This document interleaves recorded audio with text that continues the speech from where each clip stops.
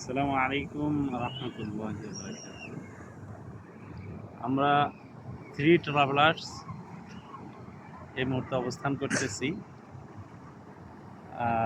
কাতারের ওয়ার্ল্ডের মধ্যে একটা সুন্দরতম রাষ্ট্র যদি বিবেচনা করা হয়, সারা পৃথিবীর মধ্যে এর মধ্যে প্রথম তালিকায় কাতারকে রাখাটা অবশ্যই উচিত হবে। তো এই কাতারের রাজধানী দোহায় আমরা এই মুহূর্তে অবস্থান করতেছি। দোহাতে আমরা জানি 2022 সনে বিশ্বকাপ ফুটবল খেলা অনুষ্ঠিত হয়েছে।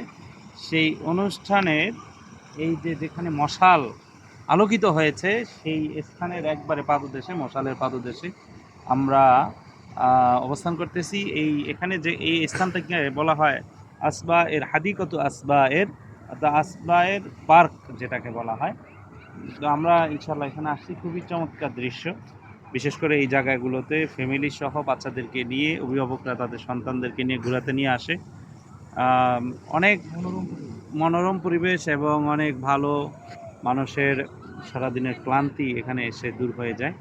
আলহামদুলিল্লাহ, আমাদের এসে এখানে খুব ভালো লেগেছে। বিশেষ করে প্রাকৃতিক যে সৌন্দর্য,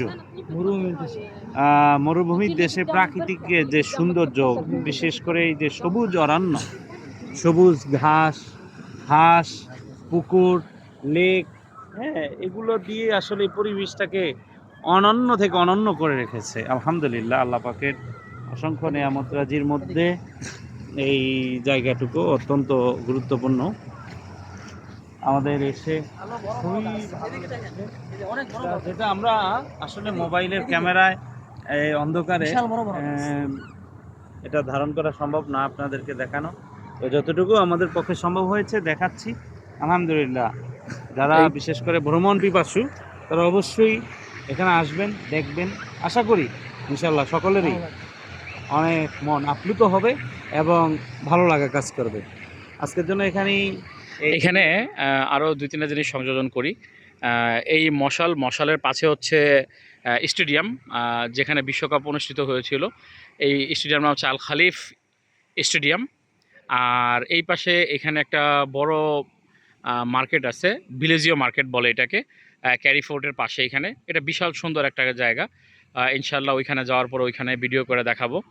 তো এই জায়গাটা হচ্ছে শহরের একটা প্রাণকেন্দ্র। এই প্রাণকেন্দ্রের ভিতরে এখানে তারা একটা পার্ক করছে। এই প্রাণকেন্দ্রের ভিতরে বিশাল বড় পার্ক। এখানে বাচ্চাদের খেলার জন্য অনেকগুলি দিছে তারা, প্যাডেল বোর্ড দিছে, স্পিড বোর্ড দিছে, হ্যাঁ। এবং এখানে খুব সুন্দর একটা ন্যাচারাল ভিউ তৈরি করছে মরুভূমিতে তারা।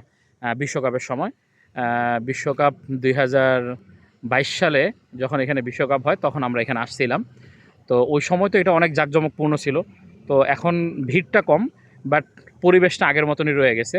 বিশেষ করে হচ্ছে এখানে আল খলিফ স্টেডিয়াম যেটা, তারপর হচ্ছে এই যে এটা একটা লাইভ ভিউ সবসময় থাকে এখানে, সন্ধ্যার পরে চালু হয় এটা। এবং এই পাশে হচ্ছে ওই যে দেখা যাচ্ছে, পুরোপুরি ক্লিয়ার না, ওটা মোটামুটি ভালো দূরে এখান থেকে, ক্যারিফোর্টের ওই পাশে হচ্ছে ভিলেজিও এই যেটা মার্কেট যেটা আছে, বিশাল বড় মার্কেট, অনেক সুন্দর একটা মার্কেট ওটা। আমার দেখা পৃথিবীর বিভিন্ন দেশে যতগুলি মার্কেট দেখছি, এর মধ্যে এটা 1 নম্বর, আমার দেখা 1 নম্বর মার্কেট এটা। আলহামদুলিল্লাহ, অনেক সুন্দর মার্কেট এটা। এই যে এখানে পুরা জায়গা হাঁস এভাবে আছে।